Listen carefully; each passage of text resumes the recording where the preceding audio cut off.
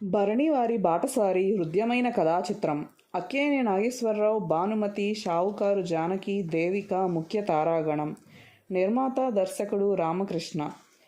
బాటసారి చిత్రానికి సుప్రసిద్ధ బెంగాలీ రచయిత శరత్చంద్ర కథకుడు.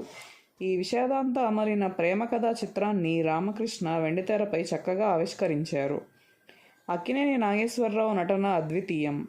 తన నట జీవితానికి వన్నె తెచ్చిన చిత్రాల్లో బాటసారి కూడా ఒకటని అక్కినేని పలు సందర్భాల్లో పేర్కొనడం విశేషం.